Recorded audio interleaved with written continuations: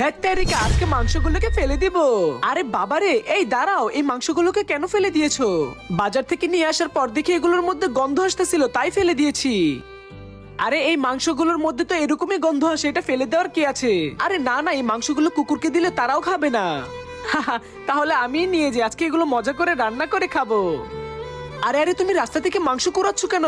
এই মাংসগুলো একজন রাস্তায় ফেলে দিয়েছিল, তাই এগুলো আমি কুড়াচ্ছি। এই তুমি চুপ থাকো, তাড়াতাড়ি মাংসগুলোকে ফেলে দাও আর বাসায় আসো। তোমার জন্য আমি কোনো কিছুই নিতে পারি না, একদম কানমলা দিব। তাড়াতাড়ি বাসায় আসো। বন্ধুরা, তোমরা যদি আপেল খেয়ে থাকো ভিডিওতে লাইক করে দাও, লিচু খেয়ে থাকলে চ্যানেলটিকে সাবস্ক্রাইব করে দাও, আর তুমি কোন ক্লাসে পড়ো সেটা কমেন্টে লিখে দাও। তুমি যাও, এগুলো আজকে আমি একাই রান্না করব, তারপরে মজা করে সবাই মিলে খাবো। সবার প্রথমে মাংসগুলোকে ভালো করে পরিষ্কার করে নিতে হবে। মাংসগুলোকে ভালো করে পরিষ্কার করার পর তারপরে এগুলোকে পিস পিস করে কেটে নিতে হবে। তারপরে বিভিন্ন ধরনের মশলার সাথে এগুলো ভালো করে মাখাতে হবে। তারপরে কিছুক্ষণ রান্না করলে রেসিপিটা একদম তৈরি।